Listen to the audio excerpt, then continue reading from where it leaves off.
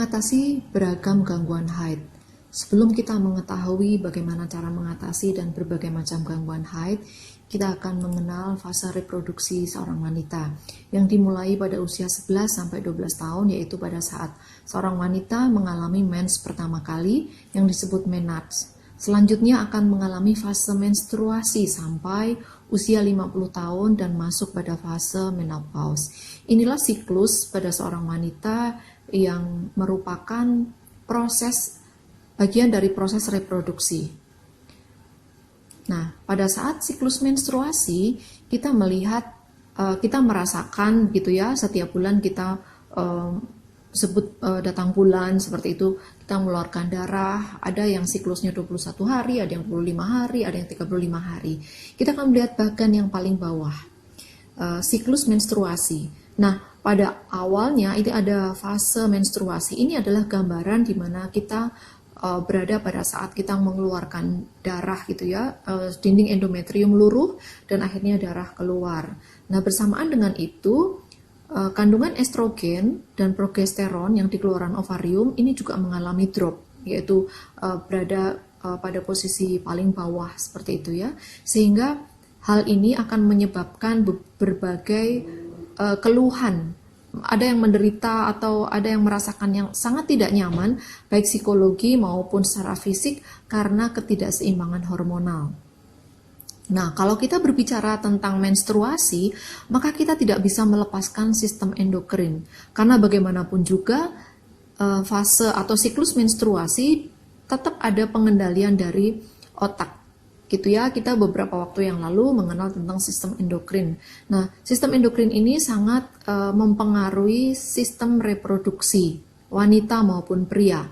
Dalam hal ini ada hubungan yang sangat erat antara kelenjar pituitari yang ada di otak kecil dengan ovarium. Disitulah ada poros komunikasi informasi untuk pengeluaran hormon-hormon yang pada saat menstruasi ataupun pada saat fase-fase yang lain, misalnya pada saat menyusui atau pada saat hamil dan sebagainya. Nah, pada saat menstruasi itu ada banyak sekali keluhan. Nah, kita akan masuk ke dalam topik gangguan haid. Apa saja sebenarnya yang terganggu atau jenisnya seperti itu. Yang pertama kita melihat gangguan berdasarkan banyaknya jumlah darah. Ada dua, yaitu hipermenore atau menoragi. Kemudian hipomenore, nanti penjelasannya di slide berikutnya ya. Berdasarkan kelainan siklus ada polimenore, ada juga oligomenore dan amenore. Sedangkan berdasarkan perdarahan di luar haid itu ada metroragi, yaitu perdarahan di luar alat-alat reproduksi wanita bisa terjadi.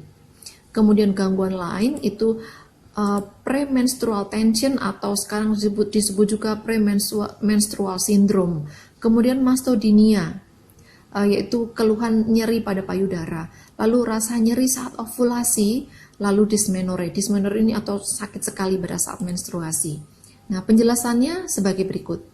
Hipermenore adalah perdarahan lebih banyak dari normal atau lebih dari 8 hari. Hal ini disebabkan oleh banyak faktor ya, bisa miom, endometriosis, polip, dan gangguan hormon yang lainnya. Sehingga ketika orang mengalami hipermenore, maka dokter akan mencari penyebabnya untuk mengetahui bagaimana caranya memberikan terapi. Kemudian yang kedua adalah hipomenore, yaitu perdarahan haid lebih sedikit. Nah, ini tergantung dari konstitusi penderita. Misalnya kondisi penderita itu pasca miomektomi atau pasca diambil miomnya, itu bisa mengalami hipomenore atau terjadi gangguan endokrin. Nah, gangguan endokrin tentu tidak hanya tergantung dari sistem reproduksi atau genitalia wanita bagian dalam gitu ya, tetapi terkait juga dengan kondisi otak atau hipotalamus. Dan hal ini tidak mengganggu fertilitas atau tidak mengganggu kesuburan. Bisa saja orang-orang yang hipomenore atau haidnya sedikit tetap punya anak karena memang mungkin bisa jadi sel telurnya juga bagus. Berikutnya adalah polimenore. Polimenore adalah siklus menstruasi pendek, yaitu kurang dari 21 hari. Bisa jadi karena gangguan hormonal yang menyebabkan ini. Bisa gangguan ovulasi, sehingga masa luteal menjadi pendek. Terjadi peradangan di alat genitalia wanita yang bagian dalam karena endometriosis dan lain-lain. Hal ini juga tidak mengganggu fertilitas atau tidak mengganggu kesuburan. Gangguan berikutnya adalah oligomenore atau siklus panjang, sebaliknya dari polimenore, seperti itu ya. Kadang-kadang ini juga terjadi gangguan hormonal, jadi 35 hari. Kemudian kalau misalnya lebih dari 3 bulan maka disebut amenore, yaitu tidak menstruasi lebih dari 3 bulan. Amenore ini banyak sekali penyebabnya, bahkan pembagiannya ada amenore primer dan sekunder. Saya tidak akan membahas karena diagnosanya banyak sekali.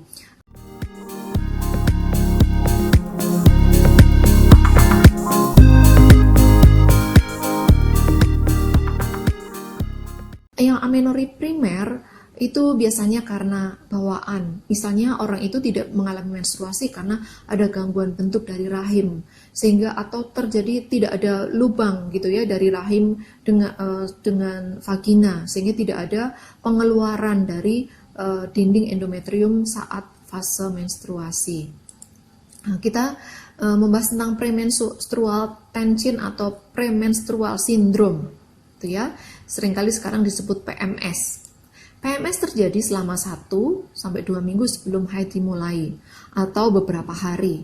Beberapa perempuan mengalami berbagai gejala fisik maupun emosional. Kelelahan yang sangat, nanti kita akan lihat beberapa hal yang mungkin kita rasakan juga. Perempuan lainnya dapat mengalami gejala yang lebih sedikit atau bahkan tidak sama sekali. Jadi masing-masing orang itu mengalami premenstrual tension atau premenstrual syndrome itu berbeda-beda. Nah, keluhannya dari perut kembung, mudah emosi, nyeri punggung sampai pinggang, sakit kepala, nyeri pada payudara atau mastodynia, kemudian jerawatan, kelaparan atau rasanya kepengen makan terus seperti itu ya. Lalu cepat lelah, merasa depresi sehingga sensitif sekali, bahkan ada orang-orang yang merasa pengen bunuh diri sampai seperti itu. Kemudian kegelisahan yang terus-menerus selama premenstrual syndrome seperti itu ya. Kemudian mengalami stres, tertekan sekali. Kemudian bisa juga insomnia, sembelit, bahkan diare. Ada kram yang perut ringan, bahkan sampai ada juga yang berat seperti itu, bahkan sampai pingsan pun ada. Nah, kalau sudah sampai kram perut yang berat, maka kita harus curiga ada sesuatu pasti di sana seperti itu.